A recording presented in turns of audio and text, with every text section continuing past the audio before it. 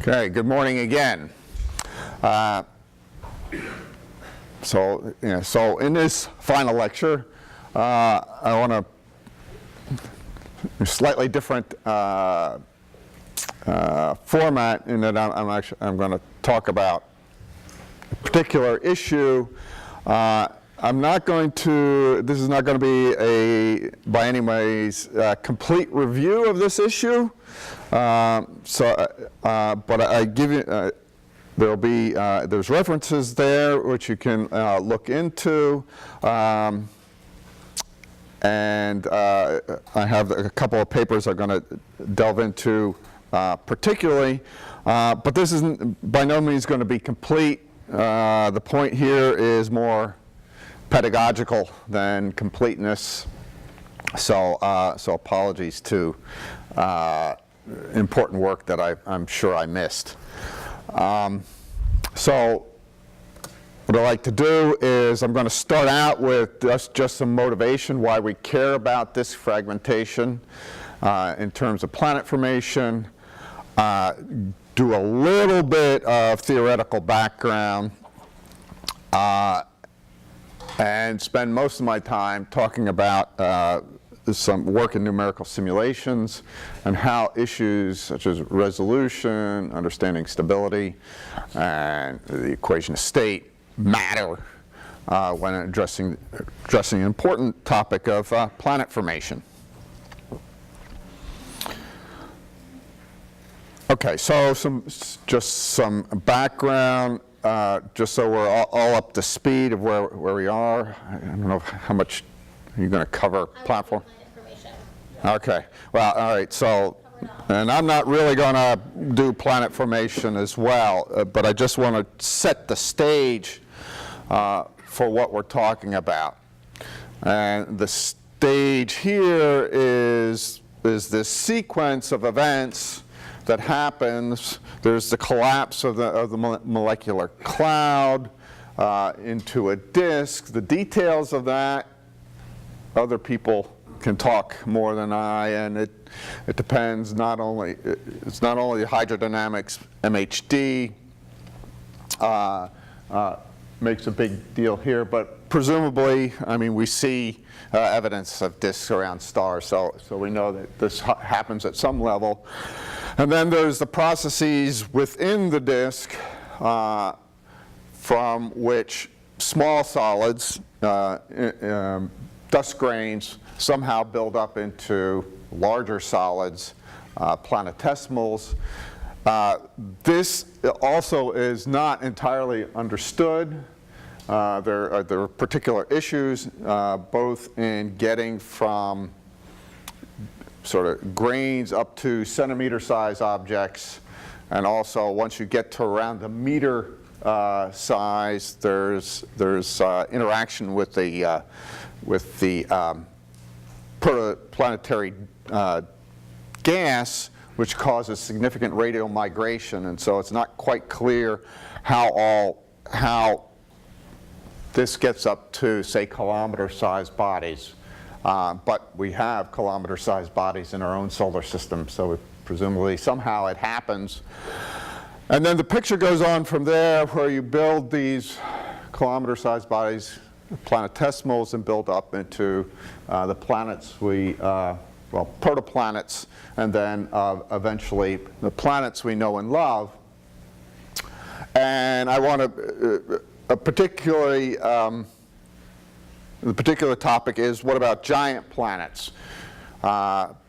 Presumably they consist of, they're enriched in refractory elements, so they have cores that are solid, but they also have these gas envelopes, which presumably happens by accreting from the protoplanetary nebula.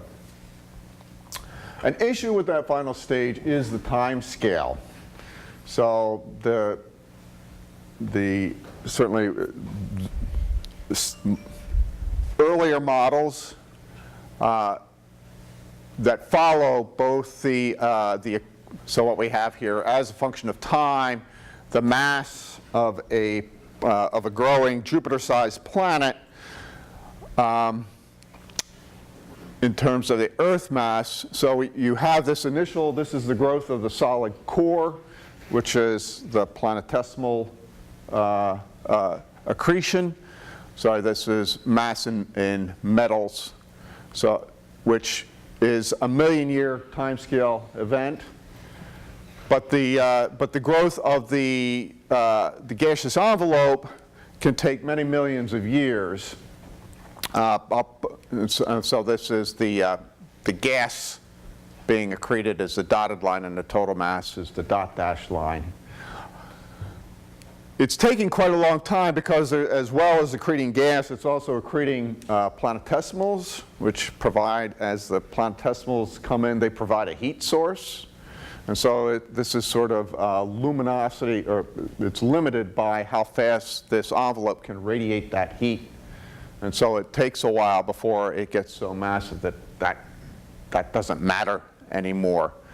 But this time scale is kind of long compared to our estimated lifetimes of protoplanetary disks.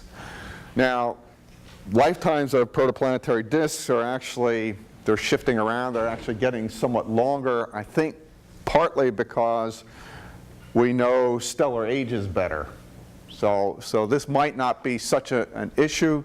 Well, the time scale are not as great an issue, but still it's an issue. This is a result of a simulation. So a sort of,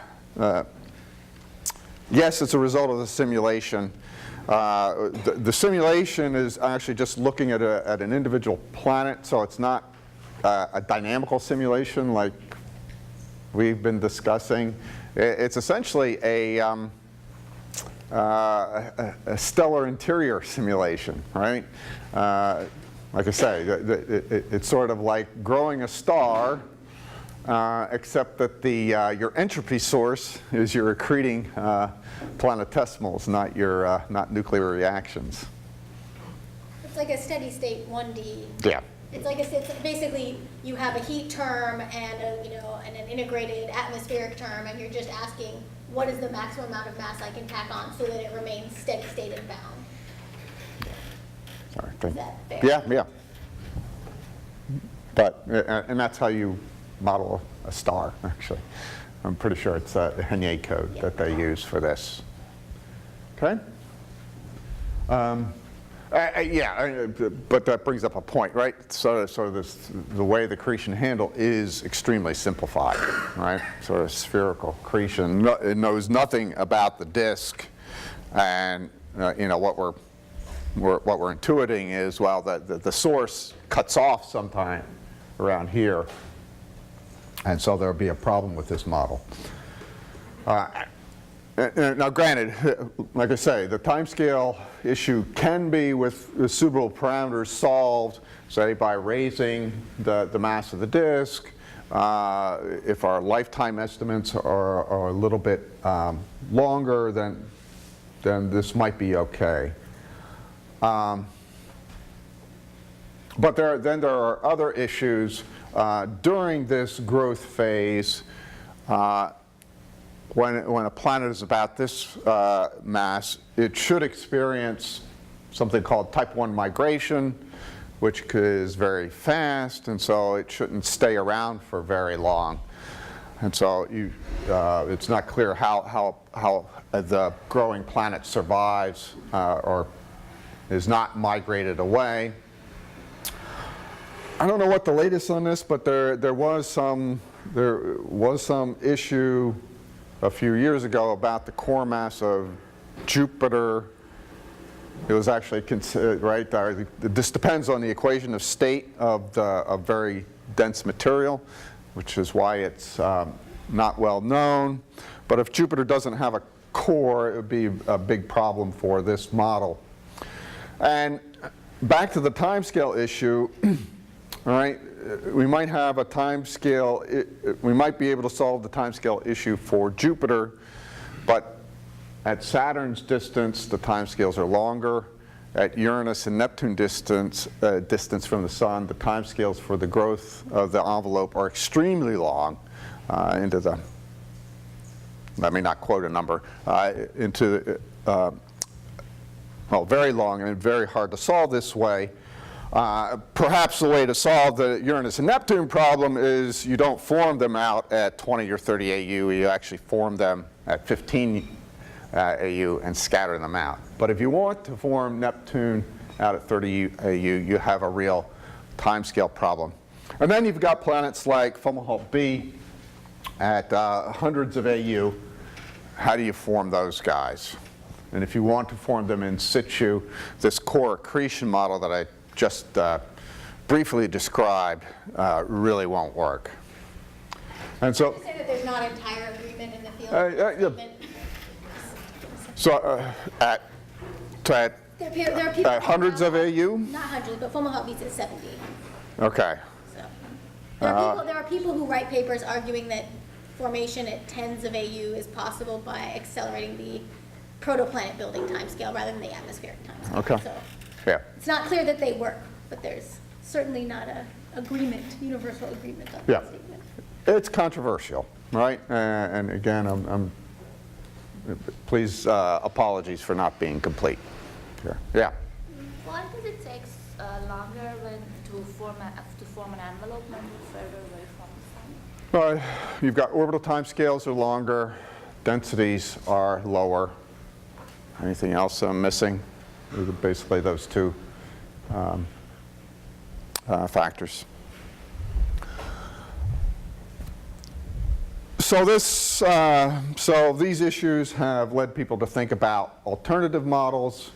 In particular, the disk instability model, it's generally easier to form planets as you get further away from the star. So the very distant planets are easier to form this way. And let me go through it to argue why it's easier. You've heard the Tumray-Q criterion discussed already. Let me just make sure everybody understands what's going on here. So somewhat like the genes criteria, which I discussed in the first lecture, right? You have a competition of gravity, which wants to pull stuff together, and you have gas pressure, which likes to keep stuff apart. So sigma g here is the force of gravity. The pressure is characterized by the sound speed of the gas. But unlike the genes criteria, you're actually sitting in this rotating disk where you have differential rotation of the gas. If you're sitting on a circular orbit, the material inside of you is moving fast and the material outside is moving slower. You actually see what looks to be a rotation, which has a centripetal force, and that's characterized by this omega, the orbital frequency of the disk. Now this omega this is for a Keplerian disk. In a Keplerian disk, that rotation you see locally turns out to be exactly, which we call the epicycle frequency, turns out to be exactly equal to the orbital frequency. If you were in a disk, say in a dark matter halo, that frequency is actually a little bit lower than the orbital frequency. But we have Keplerian, so we stick in omega. And so we have this from linear stability analysis of actually not the whole disk, but a little patch of the disk, looking at it in the rotating frame. You can derive this criterion from the linear stability analysis, known as Tumray's Q. If this is less than 1, then linear modes will grow exponentially. Now, we're not just sitting in a patch. We do have global disks. There are more than just the axisymmetric modes, and so we expect that actually even with Q greater than 1, we expect some of those global modes might go unstable, even though the strictly axisymmetric modes don't. And so the idea is, in this range, near 1, we'd have global modes. They would go nonlinear, and basically the global modes are spiral arms. They would fragment into planets. Right, you need a large sigma to make Q small. If you just make a minimum mass solar nebula, and by minimum that's the minimum you could possibly have, take the existing planets, augment them with the appropriate hydrogen helium so that they have primordial or solar abundance, spread that mass out in the disk. Is that enough for Q to be for the protostellar disk to fragment? And the answer is no. Yeah. I think there was a paper from Flux beginning of the year where he showed that these two nuclei should be really less strict, because they could be like kind of there's still a small probability that this still fragment, even though the two parameter is higher than 2. And higher than 2? So the paper isn't published yet. So it was posted on the archive and it is not yet accepted in the journal. There are, I think, reasons for that, which probably not. Yeah. Okay. Actually, I'm not familiar with the paper, so. I mean, I guess the idea is that you This have is fine. fluctuations, density fluctuations, which can be generated by the stochastic turbulence, as it is probably for the galaxy. The problem is that in those disks, the turbulence is not very high at all. So how do you count exactly the fluctuations is extremely tricky. So, Yeah. I mean, you are probably a sort of exponential drops, Exactly, which yeah. is very Yeah. sharp. And to get that right, I think. Yeah. And there's Actually, I'm going to go into it a little bit. I'm not familiar with Phil Hopkins' paper, but a paper by Parta Cooper I'll discuss a little bit, which I think has similar ideas, and it is accepted. Which, let's be clear, is a fairly low bar. Yes. Let's be honest. But it is a bar nevertheless. Okay, so, all right, so the point of that discussion is you do need massive disks and so, to get them to fragment in this form, and the question we have to ask, are they massive enough? All right, so the other thing that matters is the equation of state of the gas, and so sorry.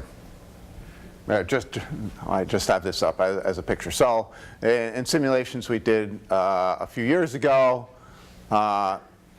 Q equal 1.7. So these are simulations done with gasoline. You see that you can have development of significant spiral arms, but it pretty much stays this way for as long as we ran the simulation. You lower Q a little bit to 1.4. And you get this spectacular breakup of the disk into super Jupiter size objects. This is another bit of discussion, is whether the objects we produce via this fragmentation, are they planets or are they really brown dwarfs? But I won't go there. Okay, now equation of state.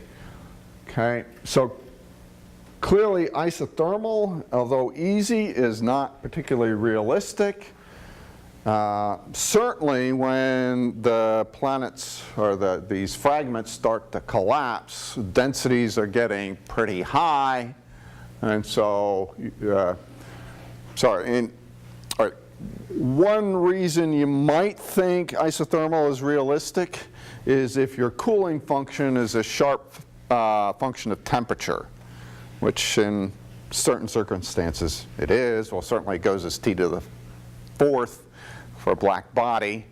And that sharp function of temperature won't be the case if you're inside a dense blob because you've got diffusion going on, all right? You're absorbing as much radiation as you're emitting. And so in a slightly more realistic simulation, we switched to an adiabatic equation of state when the local density becomes high, just to see if the clumps would dissolve in such a circumstance. They're not quite as sharp, but they still hang around for quite a long time in these particular simulations. So, sorry, the left is isothermal and the right is adiabatic? Adiabatic in a special way. That is, once the density crosses a threshold, the gas above that threshold turns into adiabatic. All right? Very, very crude, but a way to capture that physics that in optically thick regimes, you have a hard time getting rid of your thermal energy. Okay? Questions?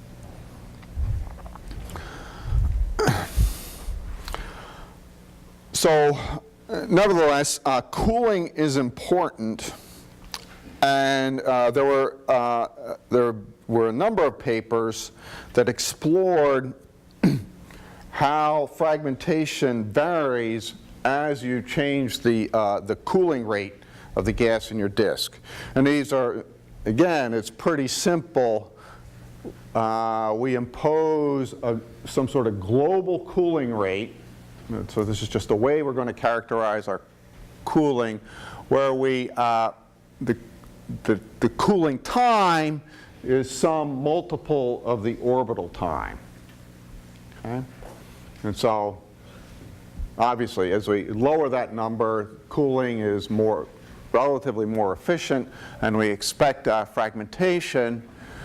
And so as you can see here, for longer cooling times, the disk does not fragment as much as with shorter cooling times. And this is just showing density and temperature. And beginning with GAMI in 2001, there were papers establishing, okay, what value of this particular parameter, usually referred to as beta, does a disk fragment. So there's a fragmentation criterion based on how quickly the disk cools. Okay? So Yeah. the initial conditions for these, you just have like a uniform power law disk. Right. These are probably surface density goes as r to the minus 1.5, I think, in these particular simulations. Yeah. And then there would be a temperature, initial temperature profile that would also be a power law. Yeah. There was an issue with the convergence of that. Oh yeah. Okay. Yeah, I'm getting there. Yeah. All right. But first, all right. First, some implications. All right. So, I mean, if this is correct, this has some interesting implications. Okay. So actually, in this paper, he refers to. So C here is that's the sort of ratio of the cooling time to the orbital time at which disks fragment. Okay. So given this cooling condition, and let's just be simple, that the cooling rate is a function of the disk's thermodynamics. So the cooling time is the thermal energy of the disk, which is, we can characterize by the sound speed. And let's just assume black body cooling rate. There's a function, this function of the optical depth points out that if optical depth is high, not all the gas can radiate. Or if the optical depth is very low, you don't have a complete black body radiation in terms of radio astronomy. Your beam isn't full. All right, so this is a number that has to be greater than 1. And so you can turn this, right, t to the 4th goes as sound speed to the 8th. So this is another constraint on the sound speed. And so the sound speed must be greater than this quantity, which comes from this cooling criteria. But the sound speed must also be less than this quantity, and this comes from the Tumray criteria.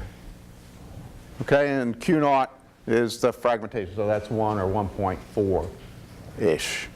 Okay, and so we can take this, okay, the sound speed has to be both greater than that and less than that, and that turns you can solve for basically a minimum surface density and likewise a minimum temperature for which a disk can fragment. And this is an argument, a paper by Rafikoff, 2005.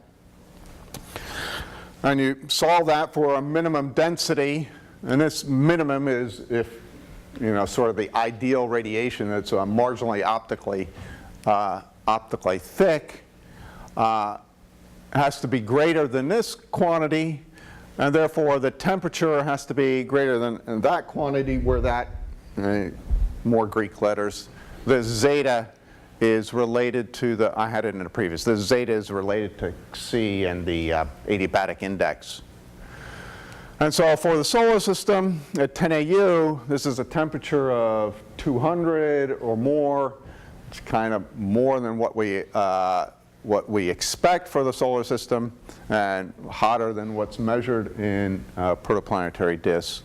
And so we've got an issue here. But, as Patrick pointed out, these numbers here are determined by numerical simulations. And if there are, have we converged to the right numbers? And so if we push zeta up, we can push that minimum temperature down. I'm sorry, you said the zeta was related to the Xi? Yeah. Yeah, sorry. What the Xi was? Right, so Xi, I've been really bad here because the papers have changed their notation. Xi is the cooling time as a multiple of the orbital time. So it's also just a parameter that is, it's based on numerical experiments? Yes. So it's the cooling time as a multiple of the orbital time at which fragmentation occurs. Okay? Is there a way to get that from first principles, or it's numerical? Right, that's the point. It's at the moment, probably there's analytic. There are analytic estimates where you ask how much heat is produced by various processes in the disk, and then you can calculate how, for given disk parameters how much it has to cool to get rid of that heat. So you can make an analytic calculation, but there are a lot of uncertainties in such calculations because the sources of the heating are uncertain. And you have to make assumptions about the turbulent properties in the disk. So it's not entirely first principles, but.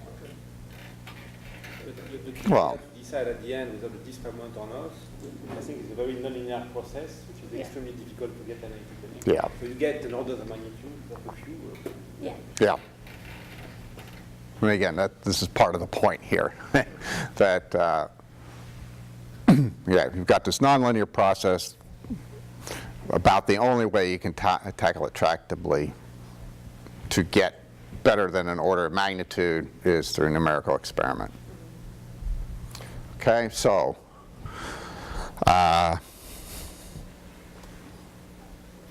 apologies for the notation.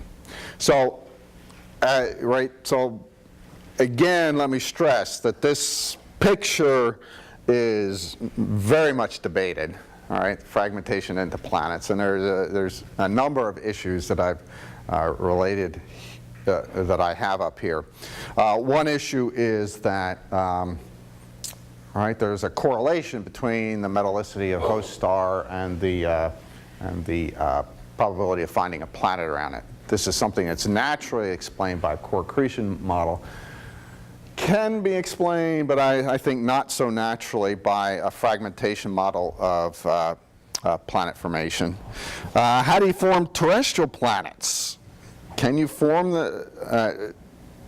naively, you don't expect to form a terrestrial planet by fragmenting a disk because they're solids. Nevertheless, some people are proposing that, well, you form a planet by fragmentation of a disk, you collect solids in the middle, you migrate that planet to the closer to the star and blow off the envelope. Maybe that works, I don't know. Small bodies are a natural component of a core accretion model. They're sort of an add-on to this fragmentation. And let me stress that last point. You know, the cool thing, I think, is that planets are ubiquitous, right? Kepler's finding them all over the place. We're finding, right, the number of planets is probably equal to the number of stars or greater in the galaxy. So whatever, if we have a planet formation model that works only part of the time, you know that that's not going to be the dominant way that planets form. Okay? So whatever way planets form, it has to be ubiquitous. Okay, so now, yeah, I wanted to spend some time talking about some of the numerical issues because we have limited spatial resolution, dynamic range, and some of the issues we've discussed over the past week come into play here. And in addition, there's the thermodynamics. So I've been referring to the equation of state, but I'm using that in a generic term. What is happening to the internal energy or the entropy as a simulation progresses? And I haven't talked about it much because it's kind of hard to model. A couple years ago, there was this effort to tackle numerical issues in the context of a fragmenting disk by this conference at Wengen in Bernese Oberland. And the aim of the test was to compare the different numerical techniques on exactly the same initial conditions, and they really tried to be exactly the same as possible. Right, the SPH has a certain amount of noise, even in the initial conditions. So what they did was took SPH initial conditions with all its noise and put that interpolate that onto a grid so that the grid codes have the same initial noise as the SPH simulations did, and evolve it forward to see whether they get the fragmentation. So just right, and that Wengen particle set I gave you is the low resolution version of these tests, which I think, is this the low resolution I have? Yeah, basically this is the particle set I gave you, evolved for some time. Here's gasoline, here's flash, here's Enzo, here's Chimera, that's Dick Durison's group from Indiana. This is a cylindrical mesh code. And the cool thing is, you know, you run it for a while and you get blobs in roughly the same place, growing at roughly the same rate in all simulations. So that this was quite encouraging.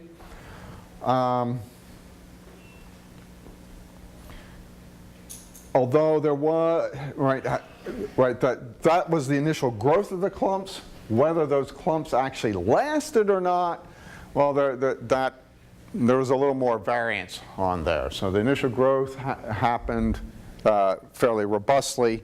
How long the clump survived was not so robust, and only started converging at the highest resolution of the tests.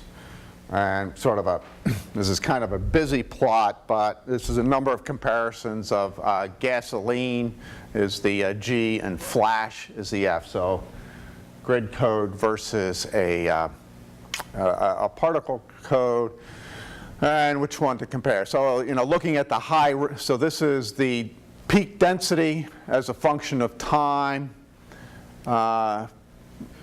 Unfortunately, this work isn't, well, there's this is a conference proceeding. This work never really got fully published. Gasoline, high res, the black line, flash, high res, the magenta, no, that's cyan line, and we're tracking each other kind of nicely, whereas in the lower resolution, there's a bit more divergence. So, Flash high res is the green one. there's a couple, I wanted to compare, so the black and the cyan sorry, get the right ones. Like I say, it's a busy plot. There's a slight mass enhancement, so the M2 here matters. So I want to compare actually the flash M2 with the gasoline M2. Okay, right, not perfect, but getting there. And certainly there's some divergence in the low resolution simulations. Okay, so rough conclusions from the Wengen experiment was that the AMR and SPH were converging at high enough resolution, but this is one problem, right, or one set of initial conditions. So it's not clear whether this particular resolution, in this case roughly 1 million particles with the SPH, is good enough.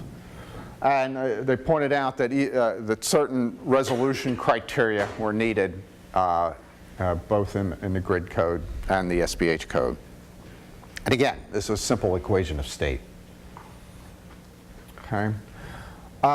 So more into the details of the code of, in particular, SPH, the artificial viscosity has been brought up. And a number of people have looked at how artificial viscosity influences the results. And various conclusions were drawn. So this is from Meyer et al. 2004, concluded that lowering the artificial viscosity does not make stable disks unstable. So this is this result here. So this is the radial velocity dispersion as a function of radius for a high, basically standard artificial viscosity parameters in the dashed line, and lowering the artificial viscosity in the solid line. What's going on is, that you don't have the artificial viscosity stabilizing the particle distribution so much, and so you've got extra radial noise there, but it's not causing fragmentation. But if you raise the artificial viscosity, you can sometimes wipe out clumps.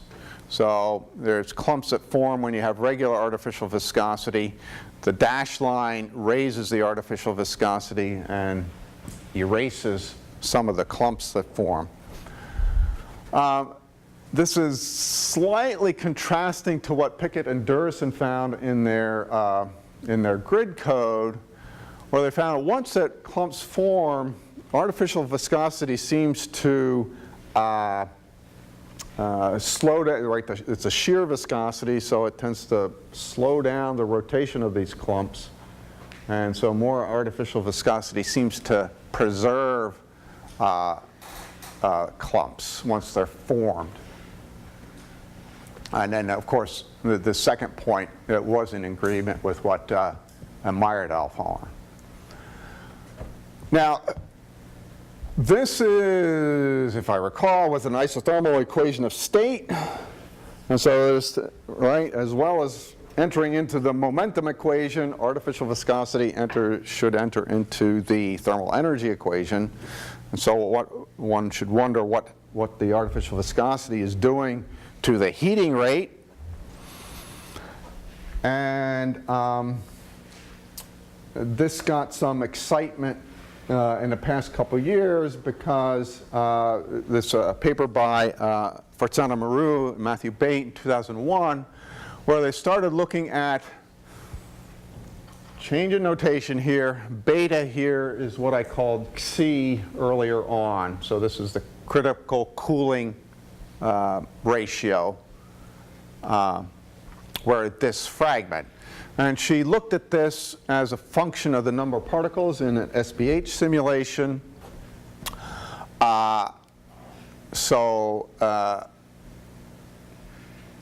Solid points fragment, are simulations of fragment. Open points are simulations that don't fragment. And as a function of particle number, I found that the critical cooling rate is going up.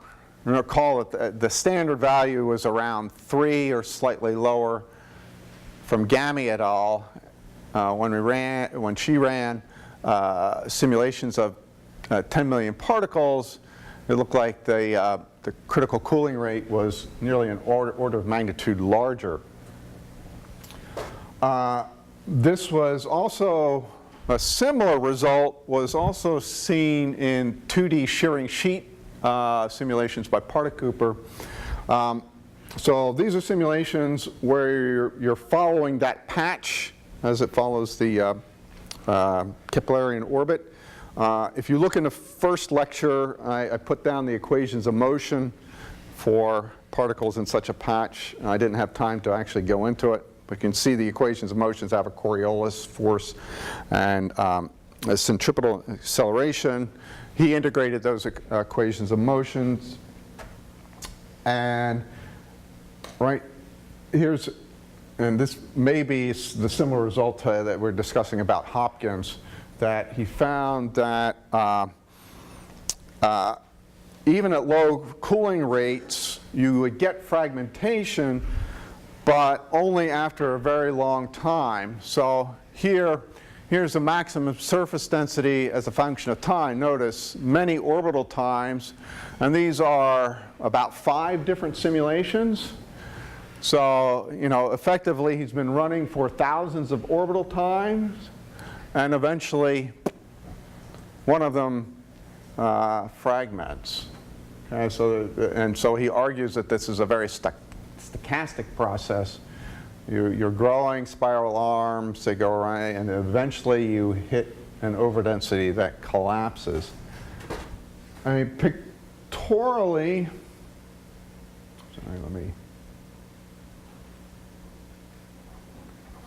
see if the movie runs. There we are. All right, so just an idea of how this might happen. So this is a simulation we ran a long time ago, and you notice, okay, there's spiral arms forming. Was this going to form a planet? No, it goes away. How about this one? Is that? No, it goes away. How about this one? Is that going to form planets? Oh, that one went. Okay? So the picture you have is there's all this nonlinear stuff happening, and, you know, wait long enough, and eventually everything comes out in the right direction, and you form planets. Obviously, I mean, if this is exponential, it'll become increasingly very improbable. But that I think, is the picture that Particooper is trying to promote. And sorry, it's not what I wanted to do. Get back to my slide. How am I doing? Okay, I've still got a few minutes.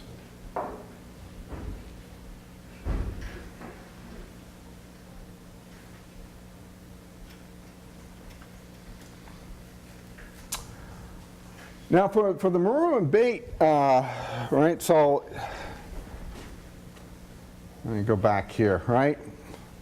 There's an issue here, right? What is the right value of beta?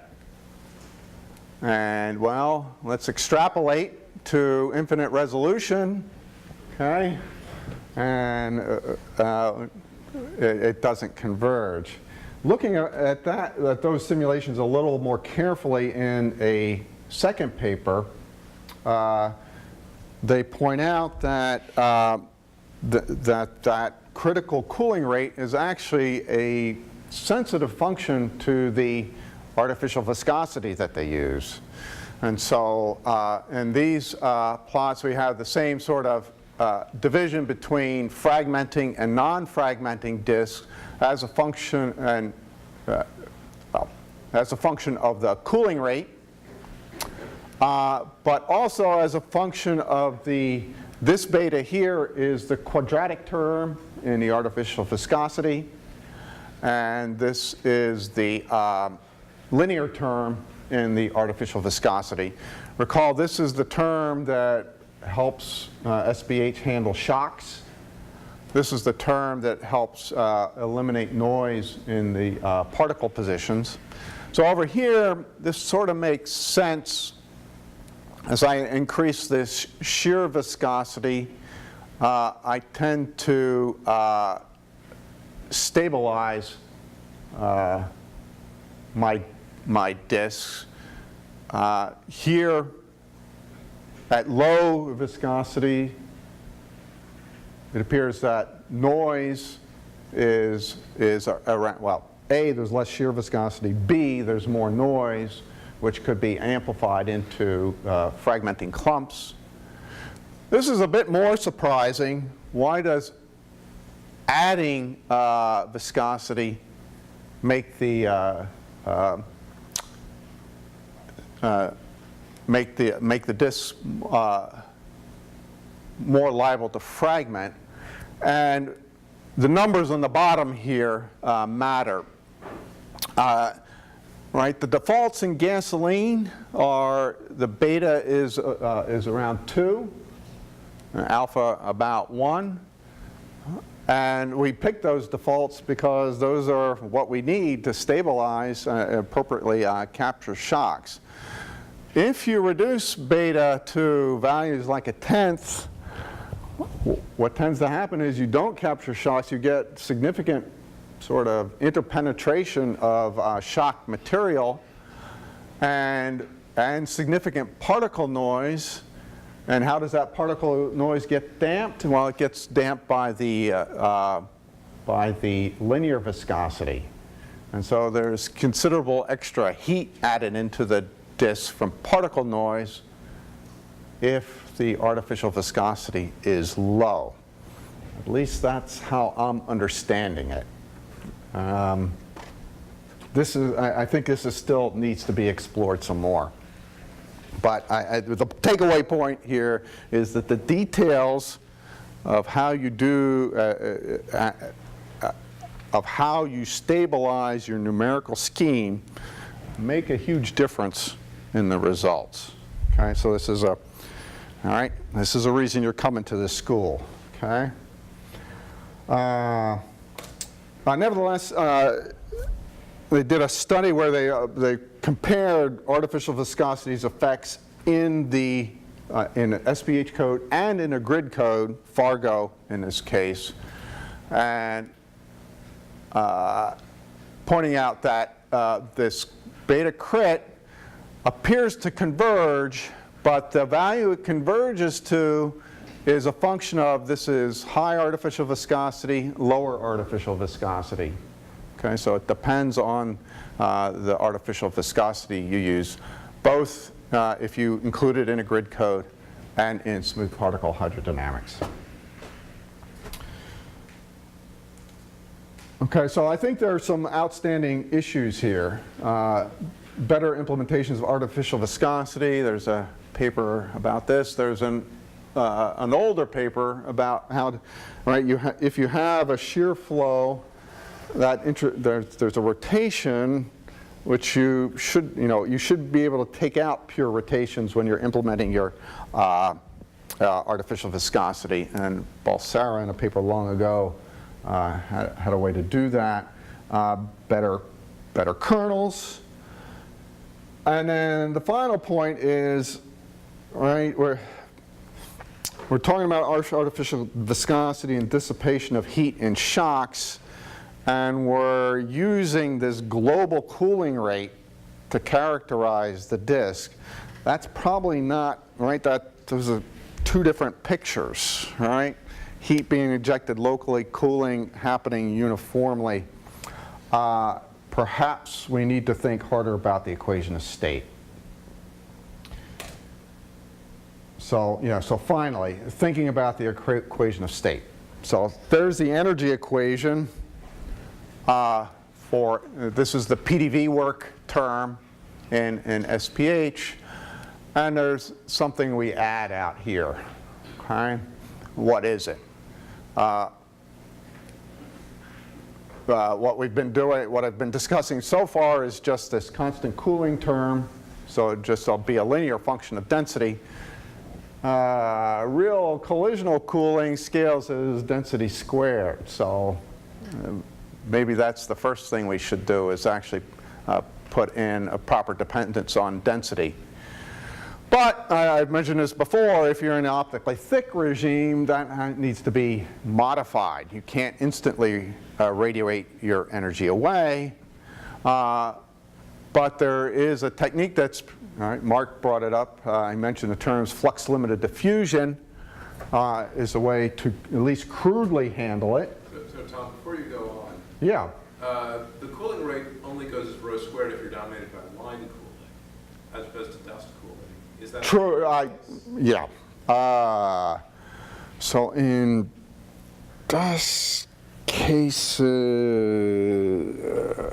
yeah, I think you're right. You're right. I think in most sort of temperature regimes of protoplanetary disks, it's the condensables that are actually doing the cooling. case, Yeah. it does just go as rho? In that case, it does just go as rho. Yeah.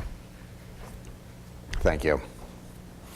I've got my cosmologist hat on, all right? But the SPH cooling term is the specific energy. It doesn't depend on density. Oh, right, okay. So The SPH term is the specific internal energy, so it doesn't in most so of it's the an terms. excess rho to the zero. Yeah, Okay. it's just a Well, function of radius well- in all these tests.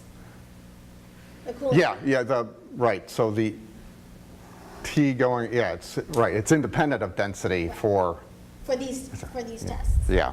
So it doesn't have either dependence. Yeah.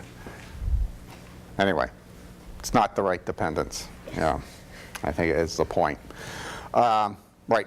Flux limited diffusion, since Mark brought it up and people are using it, just an explanation of how it works. Okay, so your heat loss is due to some energy flux, and in the optically thick regime, the flux is proportional to the gradient of the internal energy, the gradient of the temperature, and there's a coefficient out front. In the optically thin regime, it's 1/3 C over rho kappa, or that's the optical depth, or sorry, opacity. And so the trick here is to introduce a lambda, which is 1/3 in the very thick regime, but then there's some transition to the optically thin regime, such that when R is large, as density and opacity are small, this transitions over to just the flux being C times the energy density. That is, the radiation is just free streaming in the optically thin regime. So this means your flux of this form means that you're solving a diffusion equation.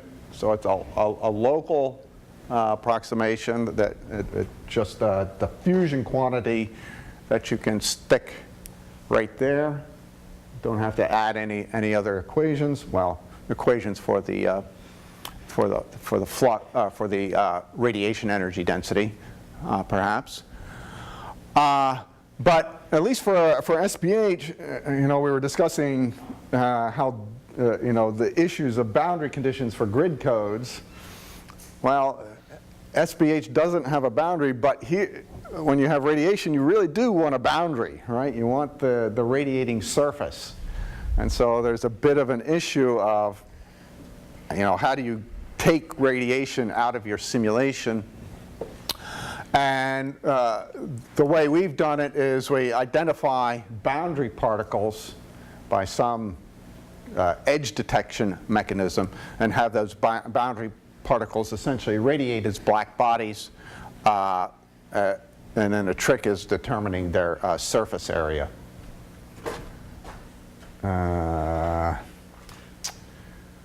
So these are some simulations we did a few years ago, and the issue is that surface area. What is the right quantity for the surface area? Try to calibrate it by the the overall size of the object we're modeling, but this is not a smooth surface, so exactly what the surface area is not clear, and so depending on how we parameterize the surface area of the boundary particles, for high surface area we get fragmentation. For lower surface area it does not fragment. Even for low surface area, if we change the equation of state, this is a slightly softer equation of state, we get fragmentation. So details of both the boundary conditions and the equation of state make a difference between whether the disk fragments or not. So that, again, it points out, okay, we got to be really careful about the numerical issues of setting up a boundary and the physics issues of what the equation of state is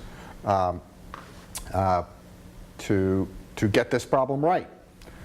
More recently, Patrick Rogers and James Wadsley have been more careful in estimating the surface area in an SPH simulation.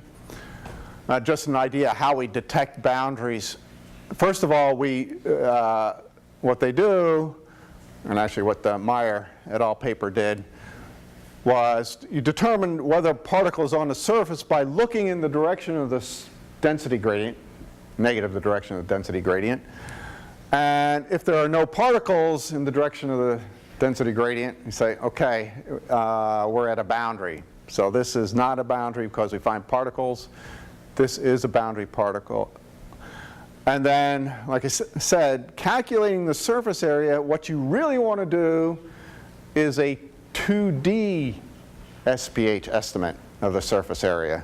Because if you do a 3D estimate, you have a very biased estimate of the density because there's this extreme density gradient in the direction of the boundary. So you can look at this paper for more details. And in particular, with the more careful estimate of the surface area, those same simulations that I showed you 2 slides ago, in their case, don't fragment. But again, so I'm out of, you haven't started beating me yet, but I think I'm out of time. In 1 minute. Yeah, so summary slide. Now, so summing up, right? There are still resolution issues in this particular problem, all right? So getting codes that can perform at millions and more resolution elements is really necessary to understand whether the disk fragmentation problem.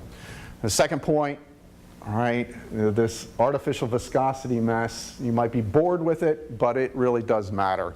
Treating how you stabilize your numerical algorithms matters. Equation of state matters, which I have only briefly touched on. I presume Jim Stone is going to touch on in more detail next week.